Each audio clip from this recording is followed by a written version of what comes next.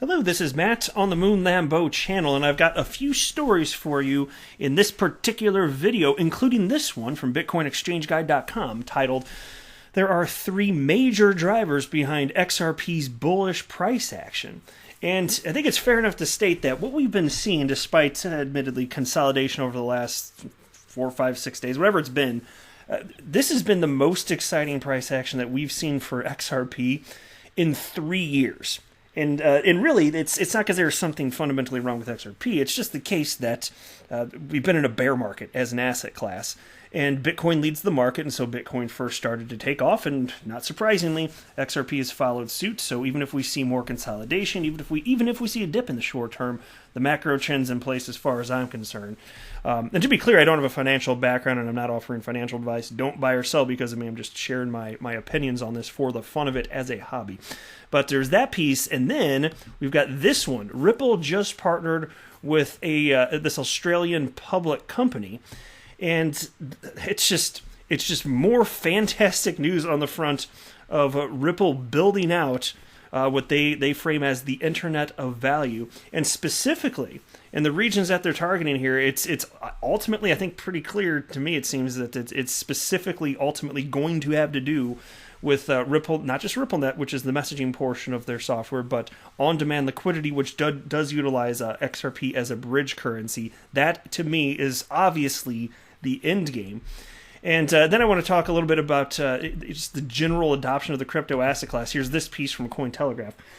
"Every asset manager must understand Bitcoin," says Eric Voorhees, and that's the CEO of cryptocurrency exchange Shapeshift. Before we go any further, though, if you would please ever so delicately tap the like button, I would appreciate the support.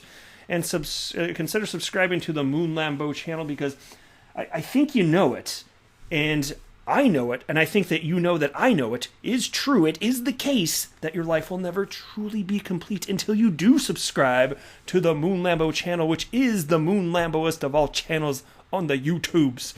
Whatever the hell that means. All right, take a look at this. Here's a tweet from my fellow XRP YouTuber Kevin Cage that resonated with me, so I thought I'd share it just to set the tone for the video here, because this makes sense to me. "By the time the typical person believes in XRP, it will be too late. For optimal gains, every penny counts. You have to believe in an asset's future before the true price is realized. That's what makes those of us accumulating now different than most." That's right. At this point in time, it is not obvious to many people that cryptocurrency at all even is going to be a thing, that it's going to have staying power. But you can have business models that otherwise could not exist without a technologically sufficient decentralized cryptocurrency with an open market price. And so what I'm thinking about as I say that is XRP being positioned as a bridge currency. You cannot solve the problem that Ripple is seeking to solve without that. You simply, purely cannot. And it's not easy to understand it all. It takes it requires a lot of research if you're going to be an informed individual here. And so it's not surprising to me that at this stage in the game, a lot of people don't get it. But, once they have the benefit of hindsight, everybody's going to see it. Everybody's going to see it, I believe. So as long as we continue to see real-world adoption with XRP, I'll continue to be bullish. And if anything changes, hey, I'll be happy to scream it from the rooftops. But I could not be more optimistic for the long-term viability of XRP. But you got to make sure you do your own research, because like I said, this is definitely not financial advice. Shout out to XRP Crypto Wolf, who sent this next story my way. And a bunch of different outlets covered it, including Crypto News Flash. This one was titled, "Ripple Partners with Novati Group to Enable Transactions Between Australia and Asia." And these are known areas where RippleNet is being built out, and specifically on-demand liquidity. When we're talking about Australia, for example, there is an on-demand liquidity-enabled exchange called BTC Markets, which I believe should be renamed XRP Markets, since there's on-demand liquidity going on there. I'm just saying. Anyway, in a press release, Novati Group Limited has announced its inclusion. It's in the list of Ripple customers who will be using RippleNet. The partnership aims to focus on Southeast Asia and Australia. According to the statement, Novati is a leading company in the digital payments and digital banking sector. Like Ripple, the company offers fast, simple, and secure payment services. In addition, Novati provides card issuance, payment processing, and other services to enable its customers to flourish in the emerging cashless global economy. The company processes an estimated $2.3 billion in transactions annually, according to its website. And so we are just talking about RippleNet, which is the messaging portion of Ripple's software suite. But understand that every single customer that jumps on board utilizing just the payments portion of this is a potential on-demand liquidity customer. And it's not the case that the customers that are utilizing RippleNet are not sold necessarily on the idea of using a cryptocurrency as a bridge currency, XRP specifically. But you have to build out corridors, and you need sufficient regulatory clarity. And so the cool thing is, as you continue to get more and more regulatory clarity, and as the corridors get built out, it's going to be really easy for all of these hundreds and hundreds of Ripple customers to switch on over to turn on-demand liquidity as soon as it becomes safe and technologically feasible. Because and what I mean by that is there's corridors being built out. So all of this matters. But when this all gets in motion, we can already see governments around the world, they are as time passes, ensuring that there is sufficient regulatory clarity. Because I think the average federal government around the planet realizes that if they don't provide sufficient regulatory clarity, they're just going to miss out on a fantastic economic boom, because this is creating jobs around the entire planet.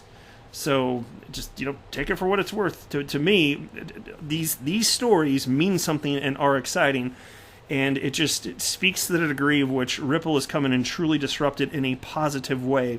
The legacy financial system, specifically Swift, and don't forget too that other than utilizing XRP as a bridge currency, there is no fix for settlement. Humans have not devised a solution other than what Ripple has come up with, which requires XRP to be used as a bridge currency for the settlement portion of it.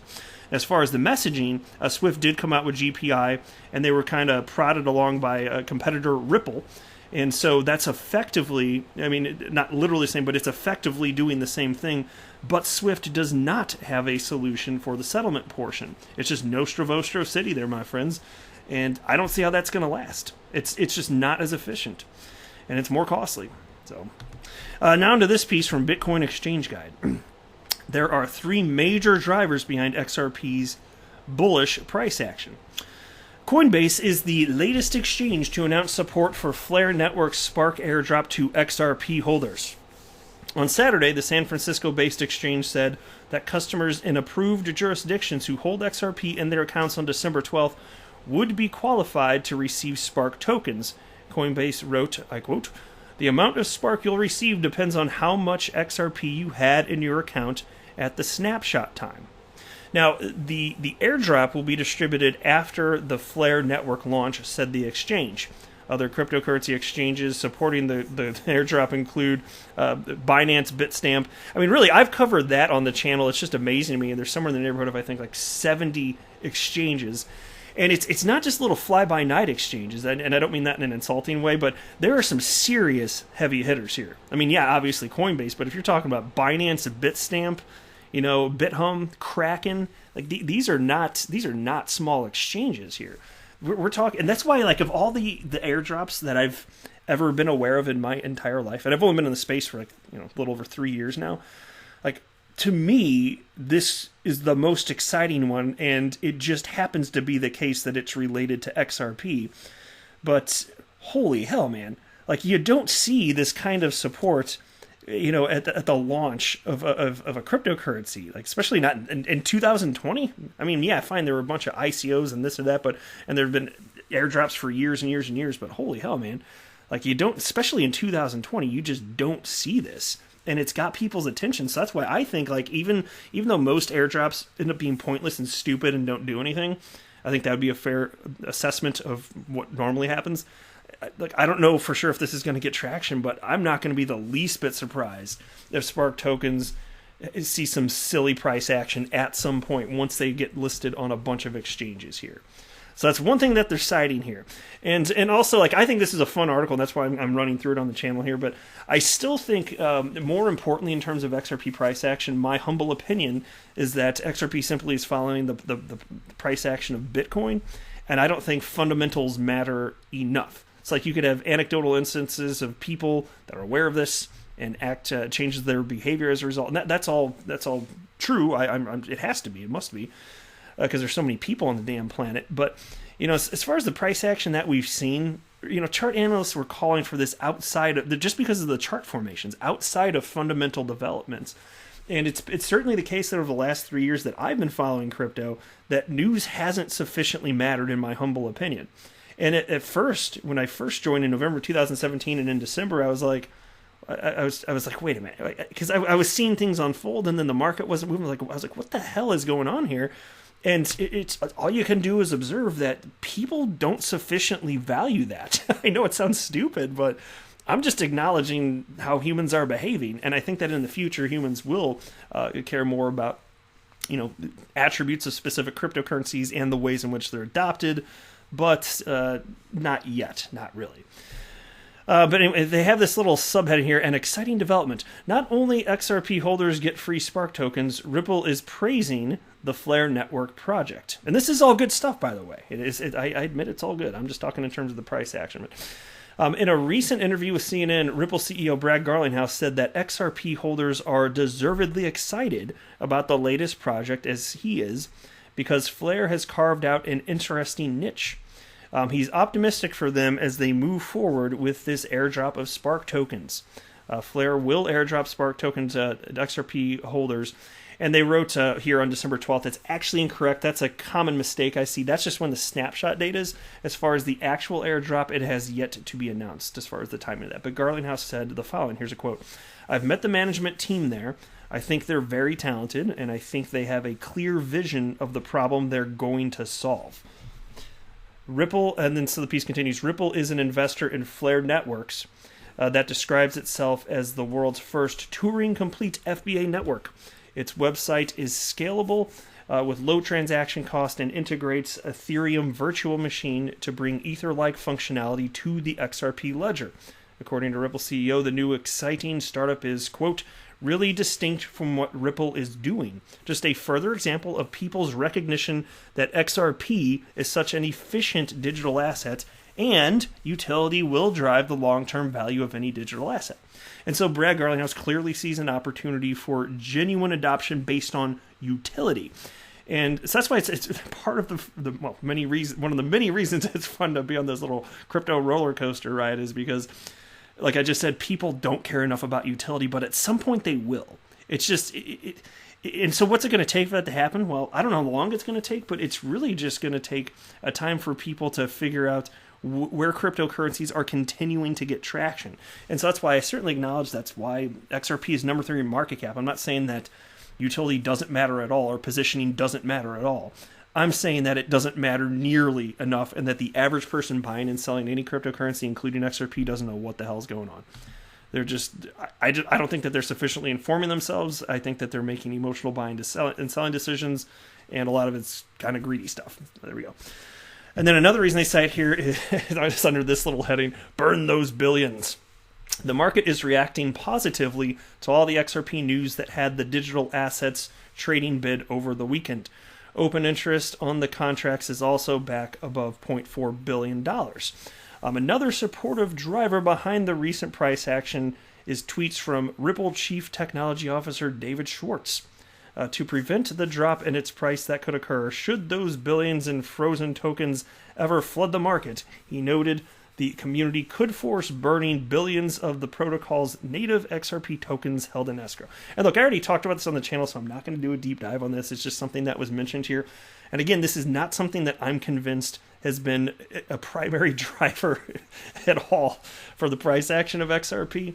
And I also will say this, I don't think that the community, by and large, would want that to take place anyway. Because Ripple has an incentive, since they hold so much XRP, they're the largest XRP holder in the world, they have an incentive to help build out the XRP ecosystem and ensure that the XRP ecosystem remains healthy. And if you burn their holdings, you remove their incentive to do any of that work. I don't think that's a good thing, right? That's just my humble opinion. All right, now into this piece from Cointelegraph. Every asset manager must understand Bitcoin, Eric Voorhees. Shapeshift CEO Eric Voorhees has drawn a metaphorical line in the financial sand, stating that every asset manager should understand Bitcoin now based on its astonishing rate of return. Voorhees made the comments while retweeting data shared by analytics platform Masari co-founder Dan McArdle that shows Bitcoin has dramatically outperformed everything over the last decade. While gold has returned 32% profit and the S&P 500 has tripled investors' money, Bitcoin has posted an incredible, I'm just going to round it, 7.8 million% gain in 10 years. Looking across its 10-year life, Voorhees believes Bitcoin is vastly superior to any other investment, and he said, quote, "One could be forgiven for not understanding it 8 years ago, but any asset manager today who remains ignorant on this phenomenon needs to seriously check their premises." Yeah, no kidding. Of course, when something that's technologically revolutionary comes along and there's been nothing like it before, totally forgivable to not jump on board. I don't know for sure what I would have thought if I knew about it back then. I don't know. I mean, I like to think I'm open-minded and forward-thinking, but I don't know. But at this point, it could not be more crystal clear that this is here to stay. Like, I think even when I found out about crypto and XRP in 2017, it took me, I don't know, a matter of days, a week, I can't remember exactly off the top of my head, but very short order, I realized, oh my God, there really is something to this. This will never go away. And a lot of that is thanks to people that were, blazing the trail and building out the ecosystem. But for me, my aha moment was when I realized simply that, and I've been saying this for some time now, it's true. My aha moment years ago was, I was like, holy hell, businesses cannot, certain business models cannot exist without this technology. And so I was like, of course it's going to have staying power. Then it was crystal clear to me. And so at this point, it's not really forgivable to not see that at some point, right? But Voorhees is not the only one discussing the recent embrace of Bitcoin by traditional finance that is believed to underpin the latest rally. This week alone, half a dozen figures with expertise in the traditional finance world made similarly bullish observations on December 2nd. Crypto trading firm Genesis CEO Michael Morrow predicted that 250 publicly traded companies will invest in Bitcoin by the end of 2021. Now, my friends, if that happens, talk about a game changer. And even if it's just into Bitcoin and not into other cryptocurrencies like XRP, well, guess what? Bitcoin already leads the market. It will continue to do that, and more money will flow into every other coin. So even if it were only Bitcoin for now, fine. I'm happy to see it. I am not a maximalist of any coin. I think Bitcoin will do well for the foreseeable future, and I want it to. I'm just more interested in XRP because first of all, utility. And I believe that it will outperform Bitcoin. That's my humble opinion. I believe it will outperform Bitcoin over the next market cycle. But that is it for this video. I am not a financial advisor. Do not buy or sell anything, because of anything that I say or write, that would be a very, very, very bad idea. Until next time, to the moon, Nambu.